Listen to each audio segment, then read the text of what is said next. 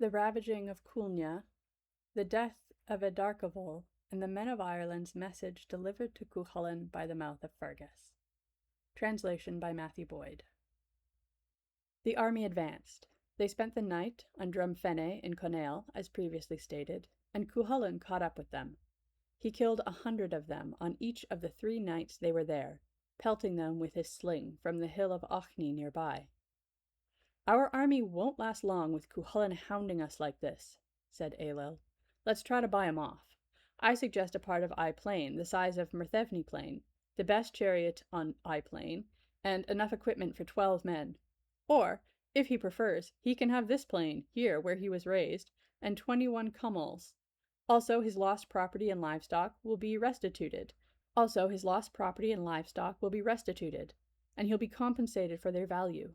And he can swear allegiance to me. He'll be better off, instead of serving under that petty lordling Conover. Who'll deliver the message?" "Macroth, over there." Macroth was Ailill and Maeve's messenger. He could go all the way around Ireland in a single day. Off he went to Delga, because Fergus figured that was where Cuchulainn was. "I see a man coming our way," Loig said to Cuchulainn. "Blonde hair, linen ensign, some kind of fancy staff in his hand, and an ivory-hilted dirk at his waist. He's wearing a hooded tunic with red embroidery." "One of the king's warriors, I guess," said Cuchulainn. Macroth asked Loig whom he served under. "That man down there," said Loig. Cuchulainn was sitting in snow up to his thighs with no clothes on, delousing his shirt. So Macroth asked him who he served under. "Conover MacNessa," said Cuchulainn. "Care to be more specific?" That's plenty," said Cuchulainn. "Well, where's Cuchulainn?" said Macroth. "What would you say to him?" said Cuchulainn.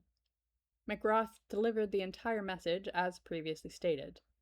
Even if Cuchulainn were around, he wouldn't accept that. He won't trade his mother's brother for another king.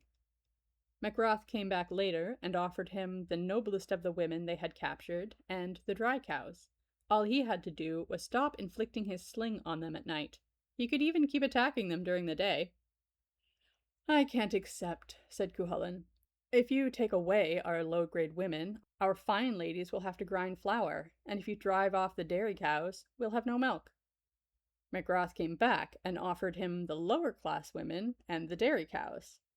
"I can't accept," said Cuchulainn. "Then the Ulstermen would sleep with their low-grade women and have low-grade children, and they'll slaughter the dairy cows for meat in the winter." "Is there anything you will accept?" said the messenger. "Yes," said Cuchulainn, "but I won't tell you what. I'll agree to it if someone else can tell you." "I know what it is," said Fergus. "He's arranged it so that I have to be the one to explain it to you, but it's hardly in your favor.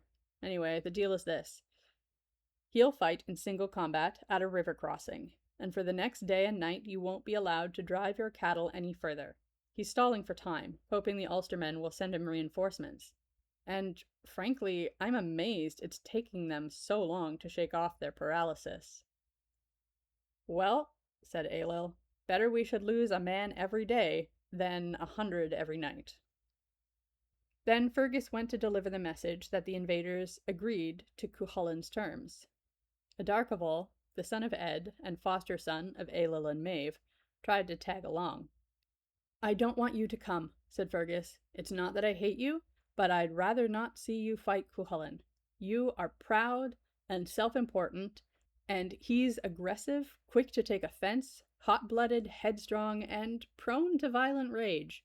No good can come of the two of you fighting." "Can't you protect me from him?" said Edarcavol. "Fine," said Fergus, "but only if you don't provoke him." Off they went to Delga in 2 chariots. Cuchulainn was playing Bonbach with Loig. He had his back to them. Loig was facing them and said, "I see 2 chariots coming our way. There's a tall, dark man in the first one with dark, bushy hair. He's wearing a purple cloak with a gold brooch and a hooded tunic with red embroidery. He has a curved shield with a scalloped rim made of white bronze. He has a stabbing spear in his hand with rings around it from the blade to the shaft. Resting on his thighs is a sword as big as a boat's rudder." That big rudder my Uncle Fergus carries is empty, said Cuchulainn. The only sword he has in his scabbard is made of wood. I hear Ailill snuck up when he was sleeping with Maeve, took away Fergus's sword, handed it to his charioteer, and put a wooden sword back in the scabbard. Fergus came up to them. Welcome, Uncle Fergus, said Cuchulainn. If fish swim in the estuaries, I'll catch a salmon for you, and we can share another. Or, if birds fly over the plain, I'll catch a barnacle goose for you, and we can share another. Or, if all I can find is a handful of watercress or edible seaweed, I'll give you that, and keep a drink cold in the sand for you.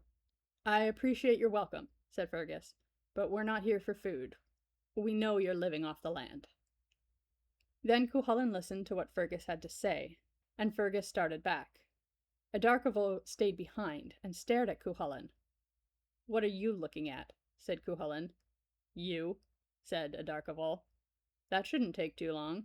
I can see that, said Adarkavol. I don't know why anybody should be scared of you. You're not monstrous or terrifying, and you don't outnumber anyone.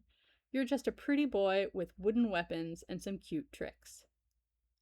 Even though you're bad-mouthing me, said Cuchulainn, I won't kill you, for Fergus's sake.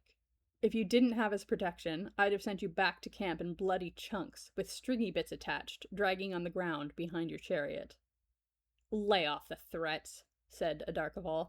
As for the wonderful deal you made about the single combat, I'll be first in line to fight you tomorrow.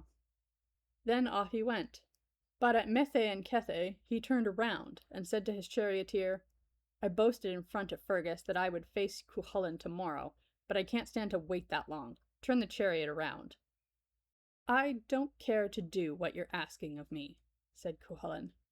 You have no choice, said Adarkavol. Cuchulainn cut the ground out from under Adarkavol's feet, making him fall over with a chunk of turf on top of him. Get lost, said Cuchulainn. I'm not interested in bathing my hands in your guts. I'd have sliced you up several times over by now, if it weren't for Fergus. I'm not going to leave you alone, said Adarkavol, until I take your head or leave you with mine. It will definitely be the latter, said Cuchulainn. Then Cuchulainn slashed at him under the armpits, so that all his clothes fell off. Still, he didn't cut the skin. Now leave, said Cuchulainn. No, said Adarkavol. Cuchulainn reached out and trimmed off his hair with the edge of his sword, leaving Adarkavol's head as smooth as if it had been shaved with a razor. He didn't even scratch the skin. In the end, since the oaf was a nuisance and kept asking for it, Cuchulainn chopped him in half with a blow that started at the top of his skull and went down through his belly button. Fergus saw Adarkavol's chariot shoot past him with only one man in it. He turned around to scold Cuchulainn. Curse you, you imp, he said, for violating my protection. You must think I have a short club. Don't be mad at me, Uncle Fergus, said Cuchulainn. He bowed down and let Fergus's chariot drive past him 3 times. Ask his charioteer if I started it. He really didn't, said the charioteer. He said he wouldn't go away until he took my head or left me his, said Cuchulainn. Which would you rather have happened, Uncle Fergus? Oh, what did happen, said Fergus, since he was the one being obnoxious. Then Fergus threaded a loop through Adarkavol's heels and dragged him back to camp behind his own chariot. Going over rocks, the 2 halves of the body would separate, and on level ground they'd flop back together. Maeve looked at the corpse. That young pup hasn't exactly been petted, Fergus. It's no skin off my nose, said Fergus, if the lousy mutt wanted to go up against the big dog when he was no match. Adarkavol got a grave and a headstone with his name written on it in Ogham. He was mourned. That night, Cuchulainn didn't attack them with his sling.